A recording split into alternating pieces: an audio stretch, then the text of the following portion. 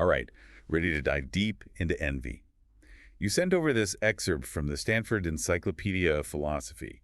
Looks like you're ready to tackle some pretty big philosophical questions about it. I know I am. And, envy has such a bad reputation. But from a philosophical angle, there's just so much to unpack about it. Like even what is envy? Can it ever be, rational? Is it always bad? That's what I'm so interested in, right? Like, that's what this whole Stanford Encyclopedia piece is getting at. There's this debate about how to even define it, right? Uh, Some philosophers are saying, oh, it's just being bummed out when someone else has something you want. And others say, no, no, no, it's more about wanting that person to lose that thing, even if you don't gain anything from it. Yeah, and that's a huge difference, isn't it? Like, is it just feeling bad because someone else has something good? Or is it actually wanting them to lose it? Like, imagine your friend, right? Gets a promotion that you were hoping for. You feel sad, disappointed maybe. Is that envy? Or just like a normal reaction? I see what you're saying. It's like in one case, I'm focused on me not getting the promotion, and in the other, I'm focused on them not having it, even if I don't get it either. Yeah, exactly. And that really matters when we start thinking about whether envy can be rational at all. If it's just about you feeling bad because you don't have something, no matter what, some would say, that's irrational. Like you're letting someone else's good luck control your feelings. But we're always comparing ourselves to other people, right? Yeah. It's like built into us. Yeah. So maybe a little envy is just part of being human, part of living in a world where everyone's achieving different things. I like that point. And this is where it gets even more interesting because we have to think about how envy is similar to and different from other emotions like jealousy. People mix them up all the time, but philosophers say there's a key difference. Yeah, I can see how those two get confused. How Yeah. would you explain that difference, just in a way that anyone could understand, Yeah. Okay. Imagine you're, I don't know, worried that your coworker is trying to steal your promotion. That's jealousy. You, them, the thing you could lose. It's like protecting what's yours. Envy, though, is more about just wanting what someone else has, whether or not it actually affects you. Okay, so jealousy is like they're trying to take my spot, Yeah. and envy is more like, man, I wish I had their talent, even if we do completely different things. Exactly. That's a great way to put it. It's about longing for what they have. And that difference is really important for understanding those philosophical arguments about, is envy rational or not? It seems like the whole debate about envy hinges on what envy actually means. Hmm. Like if it's just wanting someone else to lose something, yeah, that seems pretty irrational. But if it's more about wanting something similar for yourself, maybe it's not so simple. It's definitely not so simple. And that brings us to this other idea that the Stanford Encyclopedia piece talks about, benign envy. Like some philosophers think there's a kind of envy that doesn't involve wishing bad things on other people. Hmm. It's more about being inspired to improve yourself. Oh, yeah, yeah. Like seeing a colleague doing really well, and it makes you want to work harder, not because you want them to fail, but because you see what's possible. Exactly. Like a young artist, right? They see a masterpiece, they don't Mm. want to destroy it. They're just, I don't know, in awe of it. It pushes them to be better. That's a good example. It shows that envy isn't always about being bitter or anything. Sometimes it's about admiration and wanting to be better yourself. But couldn't you argue that's not really envy? It's just wanting to improve? Maybe someone else just sparked that desire. Totally. And that's where the debate gets really interesting. Like, where's the line between benign envy and just being inspired by someone? Is there always, like, deep down, a little bit of wanting the other person to not have their advantage? Philosophers could probably argue about that forever. But what I find really interesting is how envy, which seems so personal, connects to these bigger questions about, like, society and justice. You're right. It goes way beyond just one person. The Stanford Encyclopedia piece even says that some philosophers think that the whole idea of egalitarian justice, everyone deserves equal opportunities, is actually motivated by Oh, envy. wait, really? So anyone fighting for a fairer society is secretly just, like, envious of people who have more? It's not that simple. We were just talking about Oh, envy yeah. versus resentment, right? Resentment is about feeling like something's unfair, but envy is about wanting what someone else has. You can totally fight for equality without being envious. I get the difference. So, like, you could believe in, I don't know, universal health care, not because you're envious of people with good insurance, but because you think everyone deserves good medical care, no matter how much money they have. Right. And that difference is so important when we're talking about, like, is envy a good basis for political ideas? If we say every desire for equality is from envy, then we're ignoring all the ethical and moral arguments. It's like saying anyone who wants to end poverty is just jealous of rich people, which completely misses the point, you know? It does. It really does. It oversimplifies things. And it goes back to that question about whether envy is even rational. Hmm. If it is irrational, then any political philosophy based on it wouldn't be very strong. Yeah, exactly. So to figure out how envy fits into political thought, we have to go back to those basic questions. Is envy just a bad emotion we should avoid? Or could it actually lead to positive change? That's what I want to know. I'm really curious to see where all this goes as we keep exploring, especially when it comes to political philosophy. Well, and speaking of positive change, there's this other idea the Stanford Encyclopedia piece brings up envy-free allocations. Sounds kind of, I don't know, futuristic, but it's this economic concept that's all about fairness. Envy-free allocations. Now that's interesting. What does that even mean? And how does it connect to everything we've been talking about? So picture a world where nobody wishes they had someone else's stuff, like their resources. Everyone feels like they got a fair deal, you know? At least compared to others. That's what an envy-free allocation is. So it's not that everyone gets the exact same things, but they feel like they got a fair share, knowing that, like, what I want might be different from what you want. Exactly. It's not about everyone getting the same size slice of cake. It's about everyone feeling like they got the slice they wanted. Okay, that makes sense. So in an envy-free society, maybe someone wouldn't begrudge, I don't know, a CEO their salary if they felt like their pay was fair, given what they do and how the whole system works. Precisely. It's about creating a system where people don't feel like they're always getting the short end of the stick. Of course, actually making that happen is a whole other challenge. That's what I was thinking. Is like what one person thinks is fair, another person might not. And there's always going to be some inequality. So how can you ever really have a truly envy-free system? That is the question, isn't it? And the Stanford Encyclopedia article points out that, envy-free in this context is like a technical term, not about the actual feeling of envy, more of a theoretical way to think about fairness in economics. So they're not trying to create a world without envy, but using that idea of envy to, like, measure how fair a system is, how resources are divided up, and how people feel about it. You got it. It's a way to think about, how are things divided up? Is everyone happy? And does the whole society feel like it's just... It makes me wonder, though, do we even want a perfectly envy-free society? Doesn't some ambition, some drive to be better, even if it comes from seeing other people succeed, doesn't that help us move forward? That's a really good question. And it takes us back to that idea of benign envy, right? If a little bit of envy helps people be more creative, invent new things, then maybe a world with zero envy would be kind of, I don't know, boring. Right. If we never see anyone else doing amazing things, would we push ourselves as hard? Maybe we need that little spark of envy, as long as it's used in a good way. I like how you're putting that. It really challenges how we usually think about envy, as purely a bad thing. Maybe it can be a good thing, depending. So we've talked about envy as this potentially dangerous thing, but also maybe as something that pushes us forward. So where does that leave us? How should we, as people and as a whole society, deal with it? That's the big question, right? And I think, like most philosophical stuff, there isn't one easy answer. But the Stanford Encyclopedia piece does give us some clues. Like, we've talked about how important it is to know the difference between envy and resentment. Yeah, because if you realize you feel bad because something is actually unfair, not just because you're envious, then you can try to fix that unfairness. It's not about being envious, it's about making things right. That's it. Sometimes the problem isn't just you, it's the whole system. And it seems like knowing the different types of envy is crucial too.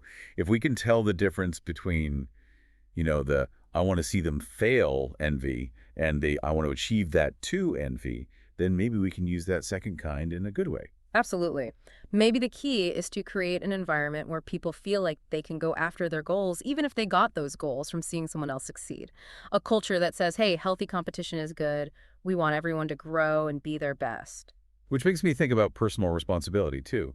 Yeah, there might be unfair systems, but we still have to decide how we react to feeling envious. I agree. You can sit around feeling sorry for yourself, or you can use that feeling to make yourself better. It's hard, but it's a choice. And that's one of the biggest takeaways for me. Envy is normal. Like all emotions, it can be good or bad, depending. What matters is understanding it and making good choices about how to deal with it. Very well said. And as we finish up talking about envy for now, I want to leave you with a thought. What if envy, even though we don't like it, is actually part of what makes us human? What if it's what pushes us to learn, grow, and create? Something to think about as you continue your own deep dives. That is a great question to think about. Thanks for coming on this deep dive with us into envy. Okay, so before we were talking about John Rawls and how he looked at envy when he was thinking about justice, he thought it could be a real problem. So how did he think we should deal with it? Did he think we could actually get rid of envy completely? Well, Rawls knew we couldn't just, erase envy. It's part of being human, As long as there are Yeah. differences between people, there's going to be some envy. He was more focused on, reducing the things that make envy really bad, really harmful. So instead of trying to eliminate envy, it was more about making a system where envy wasn't as likely to cause trouble. Exactly. One of his big arguments was that a just society, a fair society, would have to make sure everyone feels like they have some self-respect, no matter where they are, economically. He thought if people feel like they're treated with dignity and they have a chance to get ahead, they're less likely to get all messed up with envy, even if other people have more money, more stuff. So it's about making sure everyone feels valued, Yeah. even if they aren't rich or whatever, that they have a chance to improve their lives. Right. And Rawls also thought that huge inequalities, like a super rich few and everyone else struggling, that could breed resentment and envy. He wasn't saying everyone had to have the exact same amount, but the gap shouldn't be so big that it makes people feel worthless or like the whole system is rigged. So some inequality is okay, but it has to be a system where everyone feels like they have a shot and they aren't just stuck because of how things are set up. Exactly. Rawls said people are more likely to be okay with some inequality if they think the system is basically fair and they have a real opportunity to improve their situation. It's about people feeling like they have some control over their lives. This makes me wonder, though, did Rawls ever consider that maybe a little envy could actually be good for society? Like we talked about benign envy before. Could it be that a little bit of that, wanting to keep up with the Joneses or whatever, could actually push people to do better, be more creative? That's a fascinating question. It makes you rethink the idea that envy is always bad, right? Yeah. Rawls was mostly worried about the bad side of envy, how it could lead to chaos and unrest. But you're right, maybe a society where nobody ever felt envious would lack some energy, some drive to be better. Right. Like if you never see anyone else doing great things, why would you push yourself? Maybe a touch of envy, if it's used right, can make things better, not worse. I like that it really challenges us to think differently about envy, doesn't it? Instead of saying it's bad, maybe it depends how you use it. So we've looked at envy as this dangerous thing, but also maybe something that can push us forward. So where does that leave us? How do we, like as individuals and as a society, figure out how to deal with it? That's a tough one. And I think, like you said before about philosophy, there's rarely a simple answer. But the Stanford Encyclopedia piece does give us some good ideas. One thing we keep coming back to is how important it is to know if you're feeling envious or resentful, to tell the difference. Right.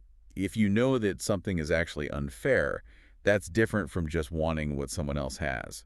And then you can try to change that unfair thing. Right on. It's about seeing the bigger picture sometimes. And knowing the different types of envy seems important too. Like if you can recognize when you're feeling that bad kind, the I want to see them fail envy versus that other kind where you're just inspired to achieve something similar, then maybe you can use that good kind to make things better.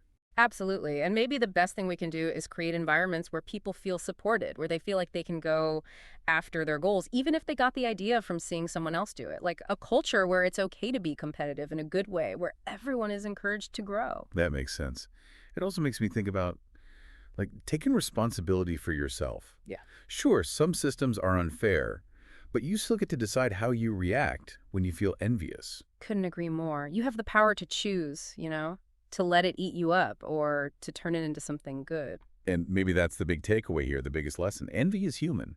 It can be good or bad, but what really matters is understanding it, knowing yourself, and making good choices about how to deal with those feelings. Well said.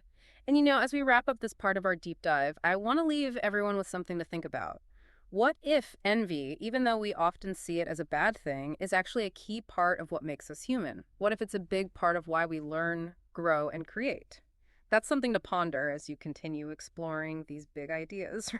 That's a great point. Really gets you thinking, doesn't it? So we've really been digging into this whole idea of envy, haven't we? Looking at it from every angle. It can be this really destructive force, but then we've also seen how it might have some like unexpected upsides. It makes you wonder if envy is so just ingrained in us, in how we are, maybe there's something we can learn about ourselves from it, about how we see the world and each other. That's such a good point. I mean, it forces us to move past just slapping a label on envy, good or bad, right? Okay. It's more like, what does it tell us that so many people feel it? About how our minds work, how we function in groups, how we even define success and what makes us happy, Big stuff. Exactly. It's like instead of trying to just squash envy down, ignore it, maybe we need to like lean into it a little, Mm. figure out where it comes from. Maybe if we get those motivations, those deep desires, then we can find better ways to deal with it for ourselves and for society as a whole. I think that's a really smart way to look at it. And it kind of goes back to what we talked about before, that personal responsibility thing. Even if envy is totally natural, and even if there are things in society that make it worse, we still have a choice in how we react to it, right? 100%. We can let envy just eat us up, make us bitter and angry, or we can turn it into something good, something that helps us grow and become better. It's not about pretending envy doesn't exist. It's about figuring out how to use it well. Yeah. And maybe that means like shifting our focus. Instead of looking at other people all the time, measuring ourselves against them, what if we really focused on what we want, on what's important to us? Developing our own skills, chasing goals that matter to us, not just trying to keep up with everyone else. That makes so much sense. It's like the key to dealing with envy is to find that motivation inside yourself, to get joy and fulfillment from what you're doing, instead of needing other people to like validate you. I think that's one of the biggest things we can take away from all this. It's not about never feeling envy. That's probably impossible. It's about being aware of it. Having a better relationship with this feeling, even if it's uncomfortable. Because it can be good or bad, it depends. And maybe, just maybe, by really understanding envy, we can even start to appreciate what it can teach us about ourselves. Yeah. Like those deep desires, the things we really long for, might not be a fun emotion, but it's definitely something we can think about, explore, like a good philosophy puzzle. Totally. And as we're wrapping up our deep dive into envy here, I want to leave everyone with a final thought to kind of chew on. If envy can push us to grow as individuals and as a society, then is it really the bad guy we make it out to be? Maybe it's time to see it differently. Not as a weakness, but as this complex and maybe even valuable part of being human. That's a great way to put it. Thanks for taking this deep dive with us. It's been great. Sure. And for everyone listening, keep asking those questions, keep exploring, and keep diving deep into the world of ideas.